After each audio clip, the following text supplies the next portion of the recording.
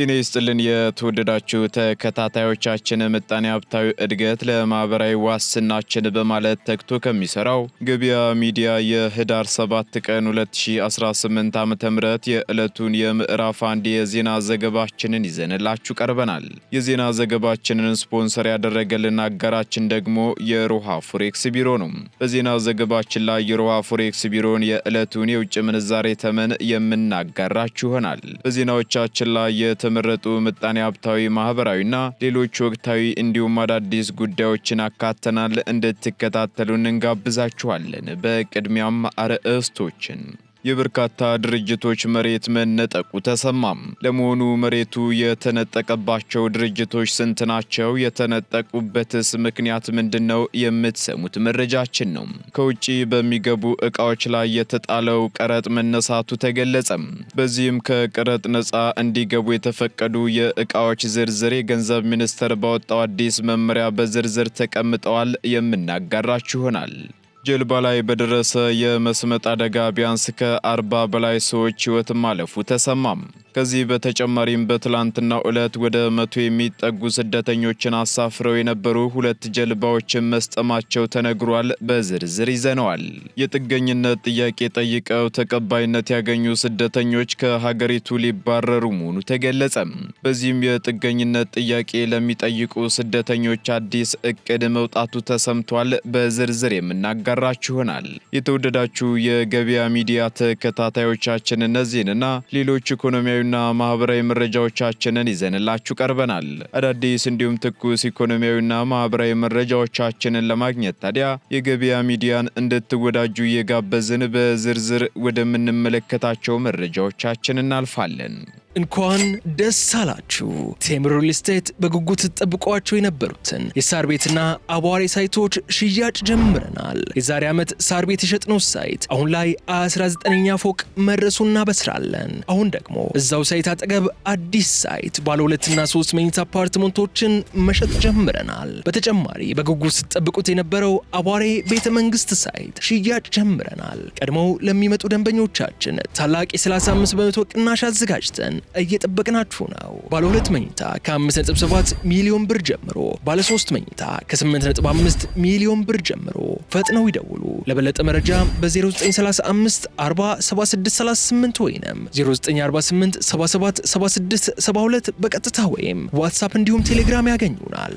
አሁንም የደሞዝ ክፍያ የማይጨመር ከሆነ የመምህራን እጥረት ያጋጥማል ተባለም። የትምህርት ሚኒስቴር በክፍያና በጥቅማ ጥቅም ማነስ ምክንያት ወደ መምህርነት ሙያ የሚገባ የሰው ኃይል እየቀነሰ በመሆኑ እጥረት ያጋጥማል ተብሎ እንደሚጠበቅ አስታውቋል። ይህ የተባለው ደግሞ የሚኒስቴሩ የ3 ወራት እቅድ አፈጻጸም ሪፖርት ለሕዝብ ተወካዮች ምክር ቤት የሰው ሀብት ስምሪትና ቴክኖሎጂ ጉዳዮች ቋሚ ኮሚቴ ባቀረበበት ወቅት ነው። በዚህም መምህርነት ሙያ የተከበረ በነበረበት ጊዜ አንድ መምህር በሚኖርበት አካባቢ ጥሩ ኑሮ ይኖራሉ ተብለው ከሚመደቡበት የህብረተሰብ ክፍሎች አንዱ የነበረ ቢሆንም አሁን ግን ያ ማዕረግ የሌለ በመሆኑ ይህ ወደ መምህርነት ሙያ ለመምጣት ያለውን ፍላጎት በከፍተኛ ደረጃ ቀንሶታል ሲሉ የትምህርት ሚኒስትሩ ፕሮፌሰር ብርሃኑ ነጋ ተናግረዋል።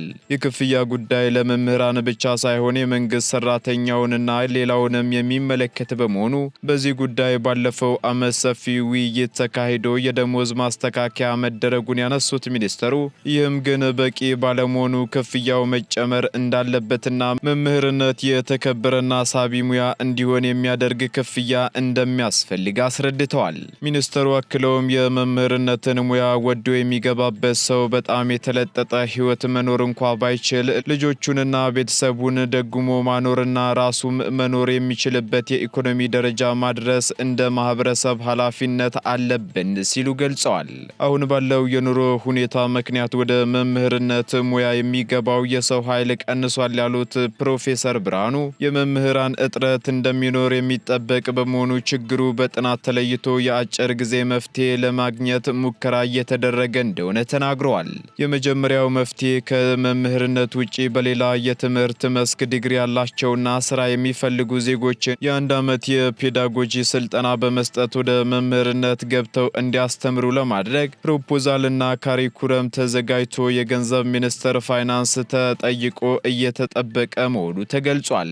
ሁለተኛው መፍትሄ ደግሞ የዩኒቨርሲቲ ተማሪዎች አገልግሎት መጀመር ሲሆን የሶስተኛ ዓመት የዩኒቨርሲቲ ትምህርታቸውን የጨረሱ ሁሉንም ተማሪዎች አራተኛ ዓመት ከመጀመራቸው በፊት በየትምህርት ዘርፋቸው ለአንድ ዓመት ለሀገር አገልግሎት እንዲሰጡ ማድረግ መሆኑንና በዚህም ውይይት መጀመሩን እንዲሁም በርካታ መምህራን ለማፍራት ይቻላል ተብሎ እንደሚጠበቅ አብራርተዋል። በጉዳዩ ላይ የተጀመረው ውይይትም በዚህ ዓመት ተጠናቆ ደንብ ከወጣ በኋላ በሚቀጥለው ዓመት ወደ ሥራ ይገባል ተብሎ ይጠበቃል ብለዋል።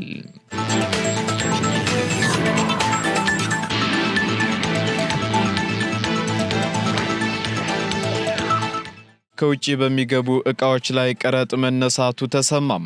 የገንዘብ ሚኒስቴር ለማህበራዊ አገልግሎት የሚውሉ ዕቃዎችን ጨምሮ የመከላከያ ሰራዊት፣ የፖሊስና የደህንነት ተቋማት የሚያስገቧቸው መሳሪያዎች ከማህበራዊ ልማት ቀረጥ ነፃ እንዲሆኑ መፈቀዱን አስታውቋል። ሚኒስቴሩ የቀረጥ ነፃ መብቱን የፈቀደው ደግሞ አዲስ ባወጣው መመሪያ ሲሆን በመመሪያው የተዘረዘሩትን ዕቃዎች ከማህበራዊ ልማት ቀረጥ ነፃ እንዲሆኑ ማድረግ ያስፈለገውና የማህበራዊ ልማት ቀረጥ የተጣለበትን ዓላማ ለማሳካት የሚያግዙ በመሆናቸው ነው ተብሏል። በዚህም መሰረት በመንግስት ባለቤትነት ስር ያሉ ወይንም ለህብረተሰቡ ነፃ አገልግሎት ለሚሰጡ የትምህርት ተቋማት፣ የጤና ተቋማት፣ ለህፃናት፣ ሴቶች፣ አረጋውያን፣ የአእምሮ ህመምተኞችና የአካል ጉዳተኞች እንዲሁም መርጃ ድርጅቶች ከውጭ ሀገራት በእርዳታ የሚላኩ ዕቃዎች ከማህበራዊ ልማት ቀረጥ ነፃ መሆናቸው ተገልጿል። በተጨማሪም በሰው ሰራሽና በተፈጥሮ አደጋ ጉዳት ለደረሰባቸው ወገኖች የአስቸኳይ ጊዜ እርዳታ ለሚሰጡ ድርጅቶች ከውጭ ሀገራት በእርዳታ የሚላኩ ዕቃዎች ከማህበራዊ ልማት ቀረጥ ነፃ ተደርጓል ተብሏል። እንዲሁም የሀገር መከላከያ ሚኒስቴር፣ የፌዴራልና የክልል ፖሊስ ተቋማት፣ የብሔራዊ መረጃና ደህንነት አገልግሎትና ኢንፎርሜሽን መረብ ደህንነት አስተዳደር በሕግ በተፈቀደው መሰረት ወደ ሀገር የሚያስገቧቸው የመከላከያና የህዝብ ደህንነት መሳሪያዎች ለነዚህ አገልግሎቶች የሚውሉ ክፍሎችና አክሰሰሪዎችም በተመሳሳይ ከማህበራዊ ልማት ቀረጥ ነፃ ሆነዋል ተብሏል።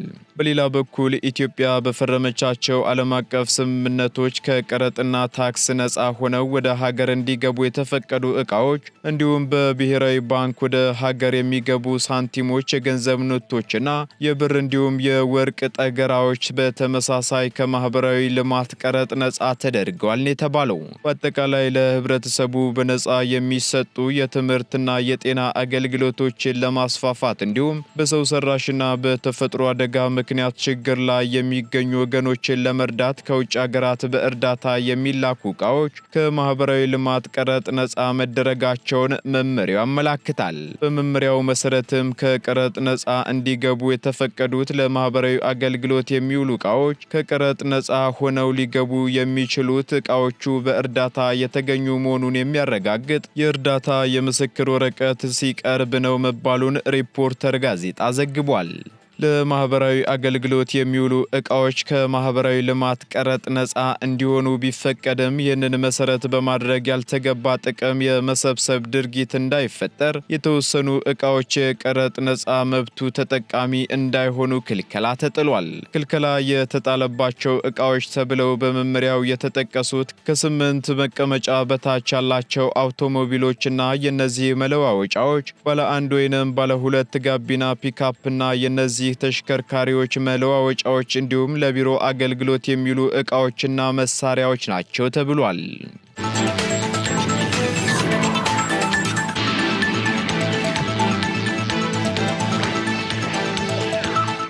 የበርካታ ድርጅቶች መሬት መነጠቁ ተገለጸ። በግብርና ኢንቨስትመንት ለመስራት መሬት ተረክበው ያላለሙና ትተው የወጡ 60 ድርጅቶች በተያዘው የምርት ዘመን መነጠቃቸውን የቤንሻንጉል ጉሙዝ ክልል ኢንቨስትመንት ቢሮ አስታውቋል። በዚህም ክልሉ የልማት ስራ ማከናወን የሚያስችል ሰላም እንዳለ እየታወቀ ትተው የወጡ 60 ድርጅቶች እርምጃ እንደተወሰደባቸውና ድርጅቶቹ ለልማት ወስደውት የነበረውን መሬት በመንጠቅ ለሌሎች ለሌሎች ድርጅቶች መስጠቱን የክልሉ ኢንቨስትመንት ቢሮ ክትትልና ድጋፍ ስራ ክፍል ዳይሬክተር አቶ ደረጃ አበበ ተናግረዋል። የቤንሻንጉል ጉሙዝ ክልል የግብርና ቢሮ ኃላፊ አቶ ባበክር ሐሊፋ በበኩላቸው ከ2013 ዓ.ም ጀምሮ በክልሉ በነበረው የጸጥታ ችግር ምክንያት በአንዳንድ ዞኖች ግብርና ስራ ሙሉ በሙሉ ተቋርጦ እንደነበር ገልጸው በተለይም በመተከልና በካማሽ ዞኖች ለልማት መሬት ወስደው የነበሩ ባለሀብቶች ምንም አይነት ስራ እንዳላከናወኑ አስረድተዋል። በአሶሳ ዞን በነበረው የግብርና ስራ ከ5000 እስከ 6000 ሄክታር መሬት ብቻ ይለማ እንደነበር አስታውቀው በዘንድሮው የምርት ዘመን ግን 43000 ሄክታር መሬት መድረሱን ተናግረዋል። ይህ በእንዲህ እንዳለ በግብርና ኢንቨስትመንት መሰማራት የሚፈልጉ ባለሀብቶች መሬት ወስደው ወደ ስራ እንዳይገቡ የሚያደርጓቸውን ምክንያቶች በሚመለከት አግሪቴራ በተሰኘ ድርጅት ውስጥ የፕሮጀክት ስራ አስኪያጅ አቶ አዲሱ ዮሐንስ በበኩላቸው የመሰረተ ልማት አለመሟላት፣ የጸጥታ ችግር እንዲሁም የፋይናንስ አቅርቦት ዋና ዋና ችግሮች መሆናቸውን ገልጸዋል። ሌላኛው ችግር ደግሞ የፋይናንስ አቅርቦት መሆኑንና ባንኮች ለግብርና ኢንቨስትመንት የሚያቀርቡት ብድር ዝቅተኛ መሆኑን ተናግረዋል። በሌላ በኩል የግብርና ሚኒስቴር የ2018 በጀት ዓመት እቅድና የአንደኛ ሩብ ዓመት አፈጻጸም ለሕዝብ ተወካዮች ምክር ቤት የግብርና ጉዳዮች ቋሚ ኮሚቴ ያቀረቡት ሚኒስትሩ አቶ አዲሱ አረጋ ስለ ግብርና ኢንቨስትመንት ሲያስረዱ የሚያኮራ የግብርና ኢንቨስትመንት አለ ብሎ መናገር አይቻልም ብለዋል። በዚህም በግብርና ኢንቨስትመንት ስም ከተወሰደው 2.2 ሚሊዮን ሄክታር መሬት ለልማት የዋለው 25 በመቶ ብቻ መሆኑን ገልጸዋል።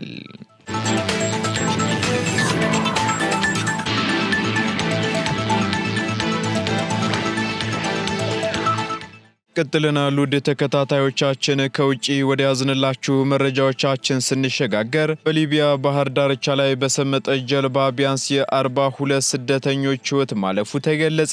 በዚህ የጀልባ መስመጥ አደጋ ቢያንስ 42 ስደተኞች ሲሞቱ ለ6 ቀናት በባህር ላይ ሲንሳፈፉ የነበሩ 7 ሰዎች ደግሞ በሕይወት መገኘታቸውን አይኦኤም አስታውቋል። 49 ሰዎችን ጭና የነበረችው ይህች ጀልባ ከአልቡሪ ነዳጅ ማውጫ አቅራቢ ከሊቢያ የባህር ዳርቻ ሰሜን ምዕራብ በሚገኝ የባህር ዳርቻ ከሰመጠች በኋላ ለ6 ቀናት በባህር ላይ ሲሳፈፉ የነበሩ 7 ሰዎችን በሕይወት ማግኘታቸውን የሊቢያ ባለስልጣናት ተናግረዋል ሲል ቢቢሲ ዘግቧል። በጀልባዋ የነበሩ ስደተኞቹ ደግሞ ከሱዳን፣ ከናይጄሪያ፣ ከካሜሩንና ከሶማሊያ የመጡ መሆናቸውን የገለጸው አይኦኤም ሊቢያ ከ2011 ወዲህ በኔቶ ድጋፍ በተደረገላት ከዳጋፊ ስልጣን መውደቅ በኋላ ከግጭትና ከድህነት ወደ አውሮፓ በሜዲትራኒያን ባህር በኩል ለሚሰደዱ ሰዎች መሸጋገሪያ መንገድ ሆና ቆይታለችም ብሏል። በዚህም በማዕከላዊ ሜዲትራኒያን ባህር የሚሰምጡት ስደተኞች ቁጥር በዚህ ዓመት ብቻ 1000 መድረሱን የገለጸው ተቋሙ የዚህ ሳምንት አደጋ ደግሞ ያንን ቁጥር በይበልጥ ከፍ አድርጎታል ሲልም አስታውቋል። እንዲሁም በመላው ሜዲትራኒያን ባህር በ2024 የሟቾች ቁጥር 2452 እንደደረሰ የአይኦኤም መረጃ ያመለክታል። በተጨማሪም በመስከረም ወር ላይ 75 ሱዳናውያን ስደተኞችን የጫነች ጀልባ ከሊቢያ የባህር ዳርቻ ላይ በእሳት ከተያዘች በኋላ ቢያንስ 50 ሰዎች መሞታቸውን ተቋሙ አስታውቆ እንደነበር አይዘነጋም። በሌላ በኩል በትናንትናው ዕለት ወደ 100 የሚጠጉ ስደተኞችን አሳፍረው የነበሩ 2 ጀልባዎች በሊቢያ የባህር ዳርቻ ሰጥመው ቢያንስ 4 ሰዎች መሞታቸውን የነፍስ አድን ሰራተኞች አስታውቀዋል። እስካሁን በሊቢያ ቀይ ጨረቃ መሞታቸው የተረጋገጠው ደግሞ ሁሉም ተሳፋሪዎች 26 የባንግላዴሽ ዜጎችን አሳፍራ በነበረች ጀልባ ላይ የነበሩ ናቸው ተብሏል። በተጨማሪም የሰብአዊ ቡድኑ ወደ 70 የሚጠጉ አብዛኞቹ ሱዳናዊ የሆኑ ስደተኞችን አሳፍራ በሰመጠችው ሁለተኛዋ ጀልባ ተሳፋሪዎች ላይ ተጨማሪ ሞት ስለመድረሱ ያሉት ነገር እንደሌለ የቢቢሲ ዘገባ ጠቁሟል። በዚህም የተባበሩት መንግስታት የስደተኞች ድርጅት አይኦኤም ጀልባዎቹ በሰሜን አፍሪካና በጣሊያን መካከል ያለውን በአደገኝነቱ የሚታወቀው የፍልሰት መንገድ እየተጠቀሙ ነበርም ብሏል። ጀልባዎቹ በሊቢያ ሰሜን ምዕራብ ከምትገኘው የወደብ ከተማ አልኩምስ የተነሱ ናቸው ያለው ድርጅቱ የሊቢያ ቀይ ጨረቃ ሰራተኞቻቸው በሕይወት ለተረፉ ሰዎች እርዳታ ሲሰጡ እንዲሁም ጥቁር የአስከሬን መያዣ ቦርሳዎችን ደግሞ መሬት ላይ አስቀምጠው የሚያሳዩ ምስሎች ይፋ ተደርገዋል ነው የተባለው።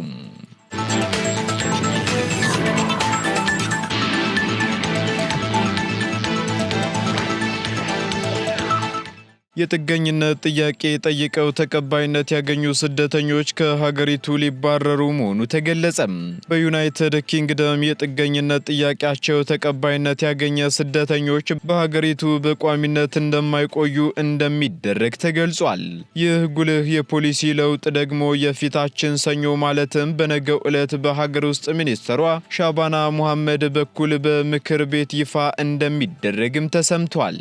በዚህ ፖሊሲ መሰረትም ጥገኝነት ያገኙ ስደተኞች በዩናይትድ ኪንግደም ለተወሰነ ጊዜ ብቻ የሚቆዩ ይሆናል የተባለ ሲሆን ጥገኝነት ጠያቂዎችን በዘላቂነት የምታኖርበት አሰራር ሊለወጥ እንደሆነም ተገልጿል። በዚህም የፖሊሲ ለውጡ የተደረገው ደግሞ በጀልባ በሚገቡ ስደተኞችን ቁጥር ለመቀነስ መሆኑ የተነገረ ሲሆን የጥገኝነት ጥያቄያቸው ተቀባይነት ያገኙ ሰዎች ሀገራቸው መመለስ አስጊ አይደለም ተብሎ በሚታመንበት ወቅት ላይ ወደ ሀገራቸው እንዲመለሱ ይደረጋል ተብሏል። ነገር ግን አሁን ላይ ዩናይትድ ኪንግደም ለጥገኝነት ጠያቂ የ5 ዓመት የቆይታ ጊዜ ትፈቅዳለች የተባለ ሲሆን ከዚያም ስደተኞች በዩኬ በዘላቂነት ለመቀጠል ማመልከት ይችላሉ መባሉን ቢቢሲ ዘግቧል።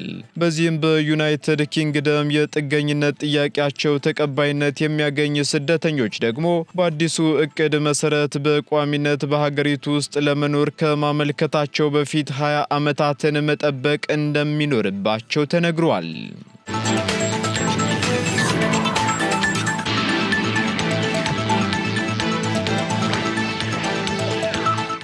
አሜሪካ በክሬምሊን 2 ግዙፍ የነዳጅ ኩባንያዎች ላይ የጣለችው ማዕቀብ ሩሲያን አይጎዳትም ተባለም። በዚህም በክሬምሊን 2 ግዙፍ የነዳጅ ኩባንያዎች ጎስትና ዞምቢ የተባሉ የሩሲያ ጫኝ መርከቦች በዓለም ዙሪያ እየተጓዙ ነዳጅ በቅናሽ ለሚፈልጉ በሚሊዮን ዶላሮች ዋጋ ያለው ነዳጅ ዘይት ያከፋፍላሉ ተብሏል።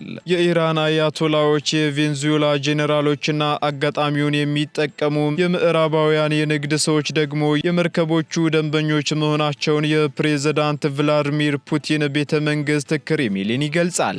እነዚህ አካላት መውጫ አጥተው አንዳንድ ጊዜ ባህር ላይ ለወራት ወይንም ለዓመታት ከሚያሳልፉ የመርከብ ሰራተኞች ደህንነት እንዲሁም አካባቢ ላይ ከሚደርስ ጉዳት ይልቅ ትርፍን ያስቀድማሉ ነው የተባለው። በዚህም ደግሞ ሩሲያ በ2022 ዩክሬንን ከወረረችበት ጊዜ አንስቶ በድብቅ የሚደረግ የመርከብ ጉዞን ጨምሯል የተባለ ሲሆን የዚህ እንቅስቃሴ ዋነኛ ተጠቃሚ ደግሞ የፕሬዝዳንት ፑቲን መንግስት መሆኑን ሮይተርስ ዘግቧል። ፕሬዝዳንት ዶናልድ ትራምፕ በበኩላቸው የሩሲያ መንግስት የመርከብ ጉዞውን የሚጠቀመውን ነዳጅ አጓጉዞ በሚያገኘው ገንዘብ ጦርነቱን ለመደገፍ ብቻ አይደለም ይላሉ። በአውሮፓ በሚገኙ የኔቶ አባል ሀገራት እንዲሁም እነዚህ ሀገራት የሚጠቀሙባቸውን ከባህር ስር ያሉ ኬብሎችና መተላለፊያ መስመሮችን የመሰለል እንዲሁም የማስተጓጎል ጥምር ዘመቻ ለማከናወን ጭምር ነው ሲሉም ይከሳሉ።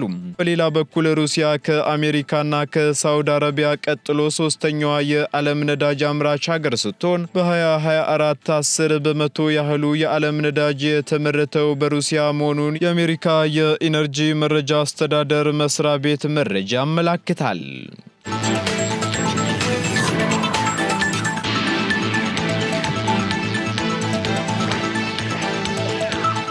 በደቡብ አፍሪካ በአንድ ሳምንት ጊዜ ውስጥ ብቻ 5 ኢትዮጵያውያን መገደላቸው ተገለጸ። ከሰሞኑ 2 ጓደኛሞችን ጨምሮ 5 ኢትዮጵያውያን በደቡብ አፍሪካ የተለያዩ ከተሞች በተሰነዘረባቸው ጥቃት ሕይወታቸው ማለፉን በደቡብ አፍሪካ የሚኖሩ ኢትዮጵያውያን መናገራቸው ተገልጿል። ነዋሪዎቹ እንደሚሉት ከሆነ በተለያዩ ጊዜያት ኢትዮጵያውያንን ያነጣጠረ ጥቃት በታጠቁ ሰዎች ጥቃት በተደጋጋሚ እንደሚፈጸምባቸው መሆናቸው ተናግረው ይህም ደግሞ የበርካታ ኢትዮጵያውያንን ሕይወት መቅጠፉን ገልጸዋል።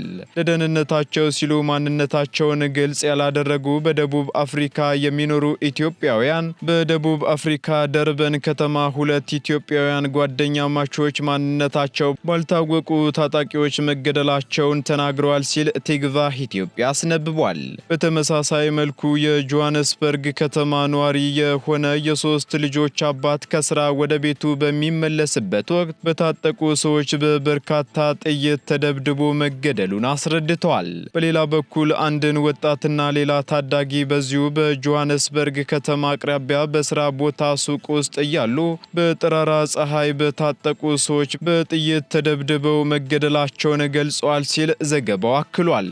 በሀገሪቱ በኢትዮጵያውያን ላይ ተደጋጋሚ ጥቃት የሚፈጸም ቢሆንም በፈረንጆቹ አዲስ ዓመት ዋዜማ ጎልቶ ይስተዋላል ነው የተባለው። ይህንን ጉዳይ በተመለከተ ማብራሪያ እንዲሰጡ በደቡብ አፍሪካ የኢትዮጵያ ማህበረሰብ አመራሮች መካከል አንድ ስማቸው እንዳይጠቀስ የፈለጉ የመረጃ ምንጭ ደግሞ በተለያዩ ጊዜያት በኢትዮጵያውያን ላይ የሚፈጸመው ጥቃት የበርካቶችን ሕይወት እየቀጠፈ መሆኑን ተናግረው በሟቾች ቁጥር ጉዳይ ግን መረጃ ከመስጠት ተቆጥበዋል ሲል ቲግቫህ ኢትዮጵያ አክሏል።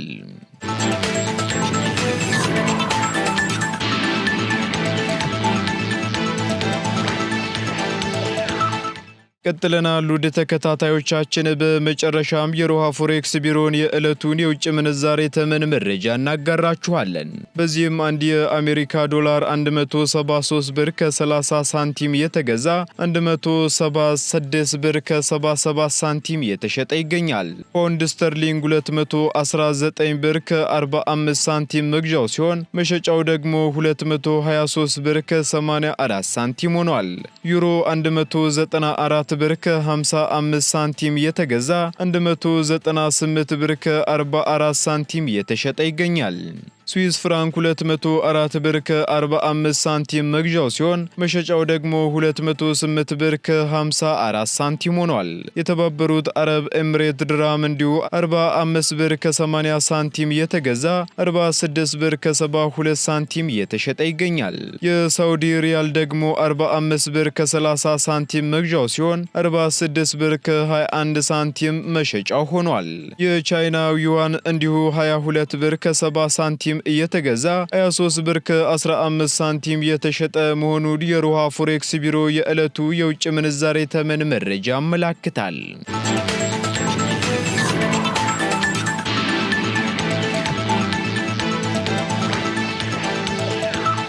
የተወደዳችሁ የገበያ ሚዲያ ተከታታዮቻችን ለምዕራፍ አንድ ያዝንላችሁ ኢኮኖሚያዊና ማህበራዊ መረጃዎቻችን እነዚህን ይመስሉ ነበር። አዳዲስ እንዲሁም ትኩስ ኢኮኖሚያዊና ማህበራዊ መረጃዎቻችንን ለማግኘት ታዲያ የገበያ ሚዲያን እንድትወዳጁ እንጋብዛለን። ሰናይ ጊዜን ተመኘን። እንኳን ደስ አላችሁ።